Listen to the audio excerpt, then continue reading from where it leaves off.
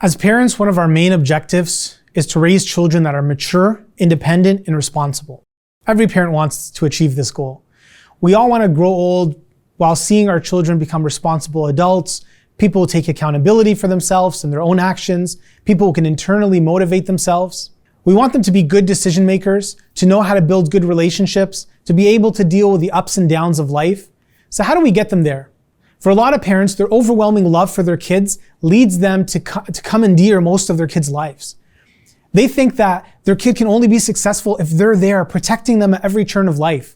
So the parent is there overseeing everything that their child does or has to deal with, hovering over every decision that they make. The parent makes it their personal job to ensure that their child is in the right school, in the right classes, getting the right grades, getting the right awards. If the child is struggling with a school project, the parent is there to help them finish that project and get good grades. If the child gets a bad grade, they'll burst into the teacher's office demanding to know why the grade was so low. I'm sure I'm describing somebody that you know. We end up acting like not only the child's parent, but their maid and their secretary and their personal handler. And we think it's so important for them to get good grades, to get into a good school, and the only way you're going to have good future is to get good grades and get into a good university. So you got to focus on school and maybe a few extracurriculars that will look good on your application for college. Forget about doing chores. Forget about being responsible for anything else. Forget about cleaning your room. Forget about doing your laundry. You drop some milk in the kitchen, forget about it. I'll clean it for you. You just go do your homework. I know what I'm describing is a familiar picture for many people. And I know it's hard for parents to sometimes resist the urge of hijacking all their child's decisions. After all, we think we've had so many life experiences. We want to make sure our children are benefiting from our experiences. Why should they go through things that we had to go through? Stop. You're not helping your child. And I can tell you, as a community leader, that I've seen the result of this style of parenting, of the don't worry about anything except schoolwork style of parenting. The child might actually do well in school. They might actually get to a good university. They might actually graduate, maybe even with a post-secondary degree, with a master's even, or a PhD. And yet, they grow up as an adult who doesn't really know how to manage their life, who still, even in their 30s, they might rely on their parents to micromanage their life and make every decision for them. All of a sudden, we expect them to go from doing nothing and just studying to being able to assume the responsibility of getting married, having kids, being responsible. It's overwhelming for them. A lot of people struggle and sometimes fail trying to achieve that. This is setting up our kids for failure. They become adults, but unable to become mature, unable to be independent, unable to be responsible for themselves. It's not what we want for our kids. So how do we set them up for success? How do we help them grow into being independent, mature, responsible adults? Number one, give your children responsibility. When Allah subhanahu wa ta'ala speaks about the guardian of an orphan, and when that guardian should give the orphan their inheritance and set them on their way, Allah says, وَابْتَلُوا الْيَتَامَ حَتَّى إِذَا مَا بَلَغُوا النِّكَاحِ فِإِنْ آنَسْتُم مِّنْهُمْ رُشْدًا فَادْفَعُوا إِلَيْهِمْ أَمْوَالَهُم. Allah says, test the competence of the orphan until they reach the marriageable age. Then if you feel that they are capable of sound judgment, return their wealth to them. This verse means that when the orphan reaches the age of puberty or adulthood, that their guardian should test their competence and maturity. Then if the guardian sees that they are of sound judgment, then they should return their wealth to them. So how do they test them? In the tafsir of this verse, scholars mention examples such as the guardian sending the orphan to go purchase something. Then they evaluate. What did they purchase? Did they purchase the correct item? Did they get ripped off? Did they get a good price? And through these tests, if the guardian sees the orphan is demonstrating maturity and responsibility, then they must give the orphan their inheritance. Why is this important? Because if Allah subhanahu wa ta'ala is telling us to test the maturity, the responsibility of children by giving them tasks, then we can also understand that through task giving, we can also build up a child's sense of maturity and responsibility and competence. According to the Harvard Grant Study, which is the longest study of its kind, an ongoing research program that has been compiling data for over 75 years, it found that there are two very important factors for someone to be happy and successful in their life. First, that they grow up in a loving home. Second, that they learn to do chores from an early age. Yes, professional success is directly correlated with having done chores as a child, and the earlier the better. So when a parent tells their child, don't worry about anything, just focus on studying, you're actually hurting them when it comes to their studying and their professional success.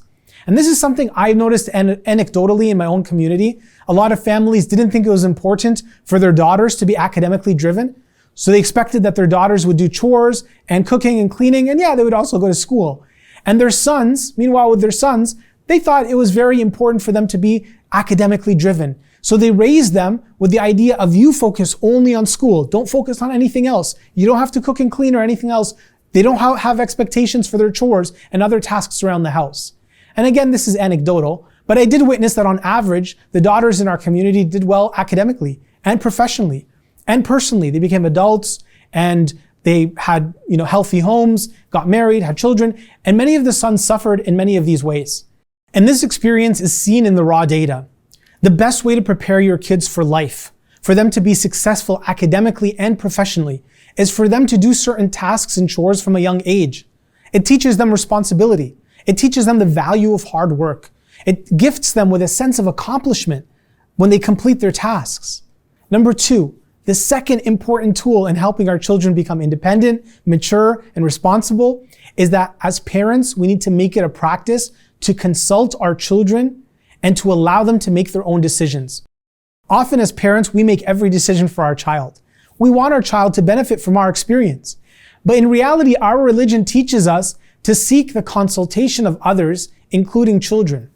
When Prophet Ibrahim ﷺ receives a dream that he is slaughtering his son Ismail, and he knows that the dreams of the prophets are revelation from God, and that what he's being asked to do is a big decision, what does he do?